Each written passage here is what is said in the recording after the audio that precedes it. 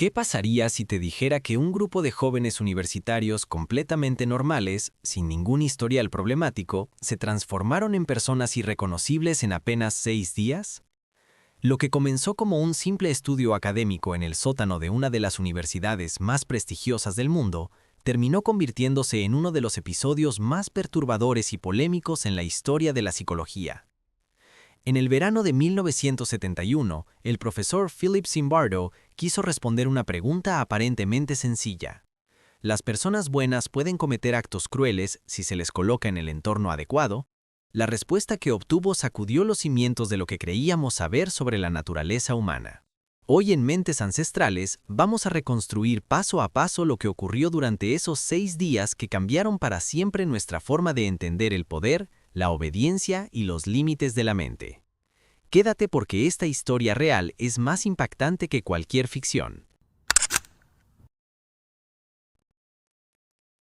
Philip Zimbardo nació en 1933 en el Bronx, Nueva York, en una familia de inmigrantes sicilianos.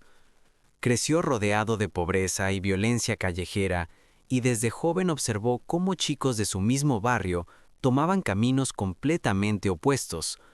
Algunos se convertían en profesionales, otros terminaban en situaciones muy complicadas. Esa dualidad lo marcó profundamente. ¿Era el carácter de cada persona o era el entorno lo que determinaba su destino? Canalizó esas preguntas hacia la academia. Estudió psicología y obtuvo su doctorado en Yale en 1959. Cuando llegó a Stanford, el mundo académico seguía obsesionado con una pregunta que había dejado la Segunda Guerra Mundial. ¿Cómo era posible que personas corrientes participaran en actos de crueldad masiva? Stanley Milgram, compañero de instituto de Zimbardo, ya había demostrado con su experimento de obediencia que personas normales eran capaces de hacer daño a otros simplemente porque una figura de autoridad se lo ordenaba. Zimbardo quiso ir más allá. Quería saber qué ocurría cuando a personas comunes se les daba poder sin instrucciones específicas de ser crueles. ¿El simple hecho de tener autoridad era suficiente para corromper el comportamiento? Con esa pregunta en mente, comenzó a diseñar lo que se convertiría en uno de los experimentos más famosos y controvertidos de todos los tiempos. En el verano de 1971, Zimbardo publicó un anuncio en periódicos de Palo Alto buscando voluntarios varones para un estudio sobre la vida en prisión. La paga era $15 diarios durante 2 semanas. Más de 70 jóvenes respondieron.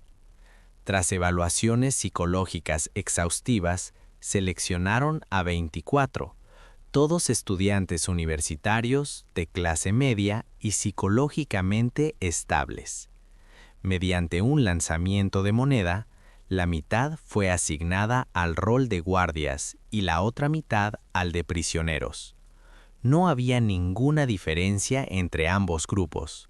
Solo el azar decidió quién tendría el poder y quién no. El sótano del Departamento de Psicología se transformó en una prisión simulada. Las oficinas se convirtieron en celdas diminutas para 3 personas. Las puertas fueron reemplazadas por rejas de acero. Un armario sirvió como celda de aislamiento. No había ventanas ni relojes. Los prisioneros no tendrían ninguna referencia del mundo exterior. A los guardias se les entregó uniforme caqui, gafas de sol reflectantes para ocultar su mirada y porras de madera. A los prisioneros se les asignó un número que reemplazaría su nombre, vestirían batas con ese número y llevarían una cadena en el tobillo. Las instrucciones para los guardias fueron deliberadamente vagas. Debían mantener el orden y crear un ambiente de control absoluto, pero en ningún momento se les autorizó a usar fuerza desproporcionada ni se les dijo que fueran crueles.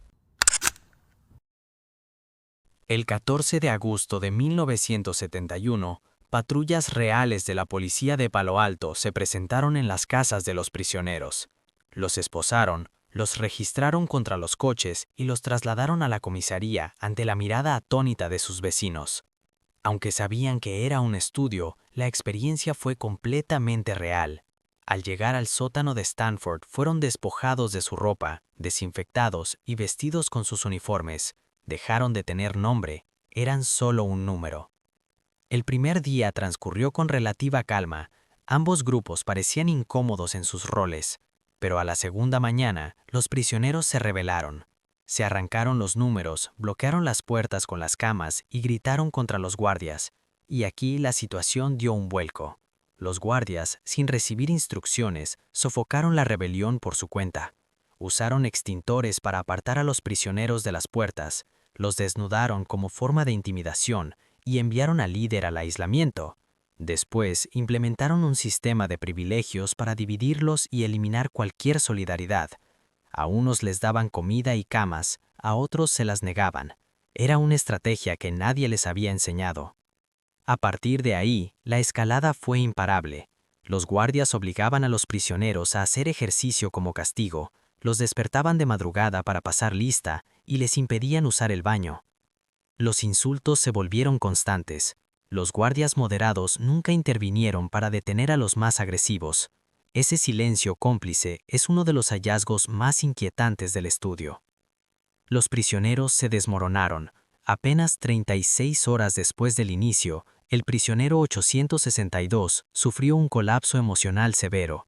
Lloraba sin control y mostraba signos de angustia extrema. Fue liberado del experimento. En los días siguientes, otros prisioneros fueron retirados por cuadros similares de estrés. Los que quedaban se volvían cada vez más apáticos y sumisos, como si hubieran olvidado que podían abandonar el estudio en cualquier momento. El propio Zimbardo cayó en la trampa, dejó de actuar como investigador y se convirtió en el superintendente de la prisión. Cuando escuchó rumores de un intento de liberación por parte de los prisioneros que ya habían salido, su reacción fue proteger su prisión en lugar de analizar la situación como científico.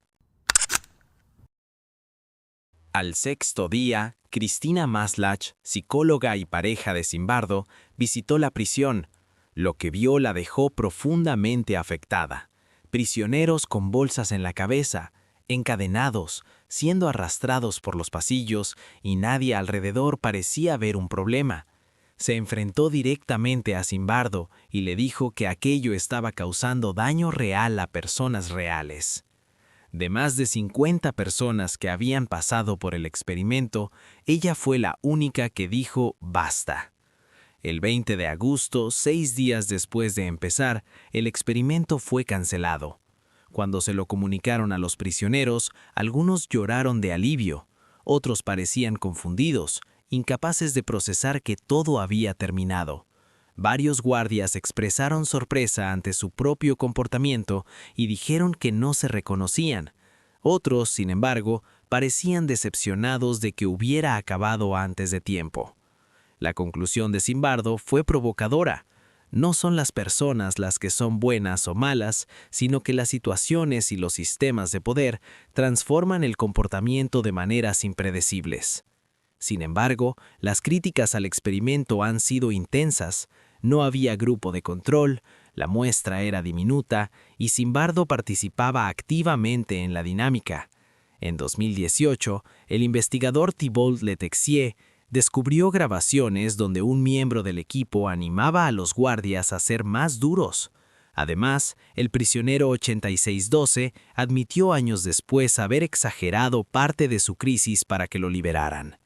A pesar de todo, el experimento sigue siendo uno de los más citados de la historia, porque más allá de sus fallos, tocó una fibra profunda. Cada vez que vemos casos de abuso de poder en instituciones, las preguntas de Zimbardo resuenan con fuerza. ¿Somos realmente quienes creemos ser o somos producto de las circunstancias? Nos gustaría pensar que seríamos la excepción, pero la lección más incómoda de Stanford es que casi todos creemos eso y casi nadie lo es. Esto ha sido Mentes Ancestrales. Si esta historia te hizo reflexionar, déjalo en los comentarios.